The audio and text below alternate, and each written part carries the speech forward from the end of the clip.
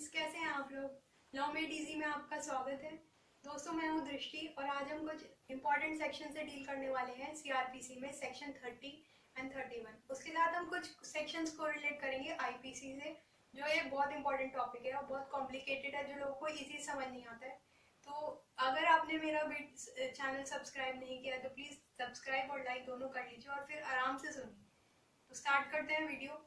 सबसे पहले हम सेक्शन 30 से डील करते हैं। सेक्शन 30 में sentence of imprisonment in default of fine, मतलब अगर कोई फाइन देने में डिफॉल्ट करता है, कोई फेल करता है, तो उसे कितनी इम्प्रिजनमेंट होगी।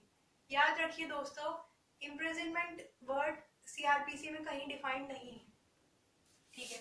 तो इसका फर्स्ट क्लॉज कहता है कि अगर कोई मैजिस्ट्रेट कोई भी लॉ के अकॉर्डिंग सेंटेंस इम्पोज करता है इन डिफॉल्ट ऑफ फाइन, तो उसके ऊपर भी दो लिमिटेशंस हैं और एक आईपीसी की है।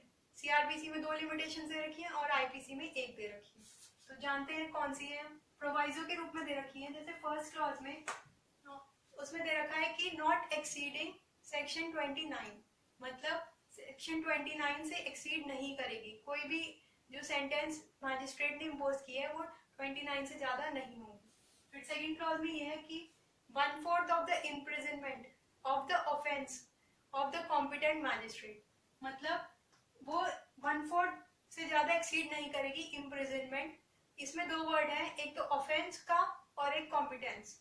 ये हम समझते हैं थ्रू एन एग्जाम्पल। इसमें एक एग्जाम्पल ले लेते हैं कि अगर कोई ऑफेंस 4 ईयर से पनिशेबल है, तो उसमें सबसे पहले ट्रायबल बाय हुम होगा, या तो उसे सीजेएम कर सकता है या जुडिशियल मैजिस्ट्रेट फर्स्ट क्लास। तो जुडिशियल मैजिस्ट्रेट फर्स्ट क्लास करेगा, क्योंकि हम हमेशा लोएस्ट वाली पनिशमेंट देखते हैं। तो इसमें सीआरपीसी के अकॉर्डिंग अलग रूल होगा और आईपीसी के अकॉर्डिंग अलग रूल होगा। तो जानते हैं कौन सा रूल किसके लिए है। सीआरपीसी में 3 इयर्स इसकी पावर है, तो इसका 1/4 हो जाएगा, तो इसका 1/4 हो जाएगा, तो 9 मंथ्स आ जाएगा। बट आईपीसी में थोड़ा चेंज है।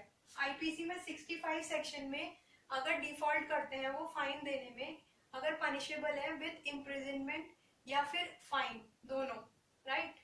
तो इसमें 1/4 हो जाएगा ऑफ द ऑफेंस। तो इसका मतलब 1/4 4 इयर्स था, 4 इयर्स का 1/4 हो जाएगा, मतलब 1 ईयर। तो इसमें आईपीसी में हम ऑफेंस के हिसाब से देखेंगे और कॉम्पिटेंसी के हिसाब से देखेंगे हम सीआरपीसी में, राइट। देन ये तो दो क्लॉजेस सीआरपीसी में दे रखे हैं। मैंने कुछ कोरिलेशन करने की कोशिश की है जो आपको हेल्प करेगा मेंस एग्जाम में।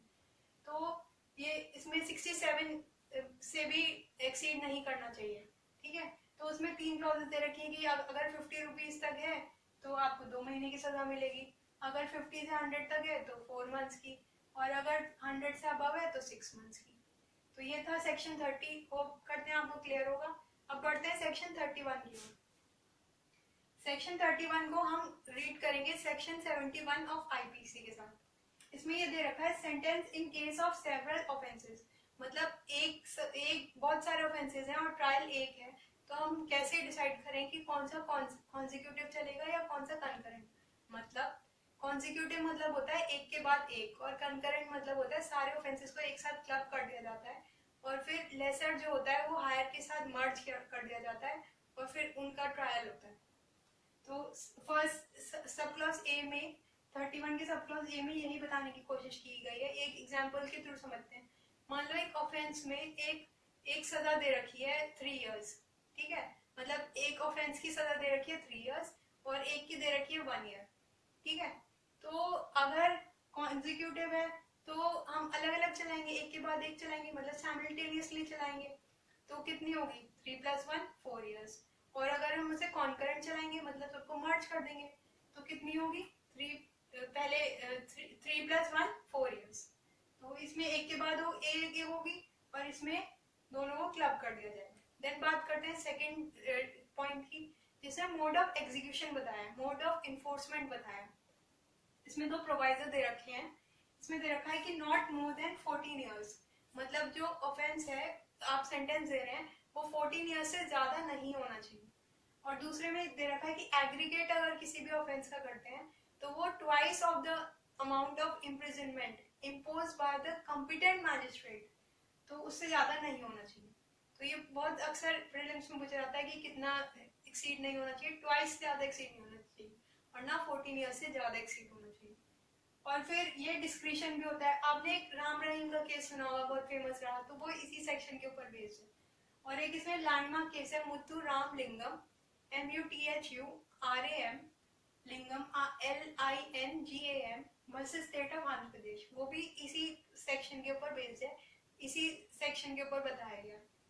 देन ये कोर्ट का डिस्क्रिप्शन होता है कि वो चाहे कॉन्करेंट डिसाइड करे या फिर कॉन्सिक्यूटिव डिसाइड करे। फिर अपील जो होगी, एग्रीगेट ऑफ कॉन्सिक्यूटिव सेंटेंस को अगर हम क्लब करेंगे एक साथ, तो अपील में deemed as a single sentence, मतलब एक ही सब माना जाएगा। कॉन्सिक्यूटिव को सारा मिलाकर एक एज अ सिंगल सेंटेंस कर दिया जाएगा, क्लब कर दिया जाएगा। तो ये था सेक्शन 30 और ये था सेक्शन 31। सेक्शन 30 में एक बार दोबारा रिकॉल कर लेते हैं। 31 में sentence of imprisonment in default of fine, और यहाँ पे 29 से एक्सीड नहीं करना चाहिए, ना 1/4 से ज्यादा एक्सीड करना चाहिए, और ना 67 की कंडीशन जो दे रखी है उससे ज्यादा इंक्रीज करना चाहिए। ये हमने एग्जांपल के थ्रू समझा, ऐसे 65 और 67 को रिलेट करने की कोशिश की। देन सेक्शन 31 71 के साथ कनेक्ट करने की कोशिश की, जिसमें कॉन्सिक्यूटिव और कंकरेंट की बात की। देन 14 ईयर्स से ज्यादा नहीं होना चाहिए, एंड देन एग्रीगेट जो है वो ट्वाइस से ज्यादा नहीं होना चाहिए। और ये जो है इन दोनों का मतलब समझाया। और अपील जो है एज अ सिंगल सेंटेंस होगी अगर कॉन्सिक्यूटिव है तो अगर आपको बोर्ड नहीं क्लियर हो रहा है तो आप बेयर निकालिए और उससे समझने की कोशिश कीजिए। वैसे एक बार अगर देखना चाहो तो आप देख सकते हैं। थैंक यू, होप करते हैं कि वीडियो आपको पसंद आया होगा। और दोस्तों प्लीज लाइक एंड सब्सक्राइब। अगर कुछ मतलब आपकी सपोर्ट मेरे को चाहिए, और ये वीडियो मैं आपके लिए बना रही हूँ। अगर कुछ आपके सजेशंस हैं या कुछ कमेंट्स हैं तो प्लीज़ चैनल में बताइएगा, और कोई भी डाउट होगा तो प्लीज़ चैनल में लिखिएगा। थैंक यू, अपना ध्यान रखिएगा, बाय बाय।